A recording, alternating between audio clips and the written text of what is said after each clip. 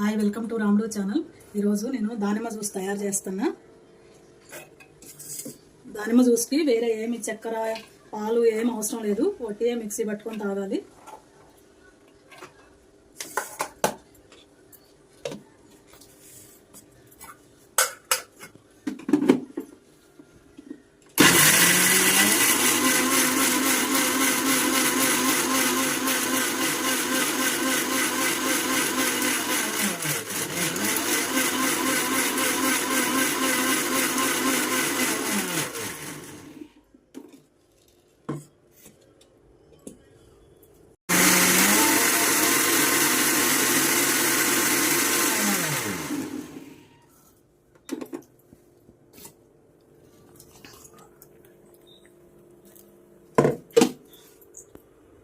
Blood తక్కువ ఉన్నోళ్ళు ఆడోళ్ళు మంచిగా దానిమ్మ జ్యూస్ చేసుకొని తాగితే, కొంతమంది ఆడోళ్ళకి 5, 6 ఉంది బ్లడ్ అని బాధపడుతుంటారు. వాళ్ళు ట్యాబ్లెట్లు కాకుండా దానిమ్మ జ్యూస్ తాగారంటే మంచిగా బ్లడ్ ఇంప్రూవ్మెంట్ వస్తుంది.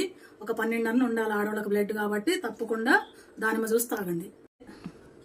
గింజలతో అయితే ఒక కాయ కంటే ఎక్కువ తినలేరు కాబట్టి జ్యూస్ చేసుకొని తాగండి, మంచిగా హెల్తీగా ఉండండి.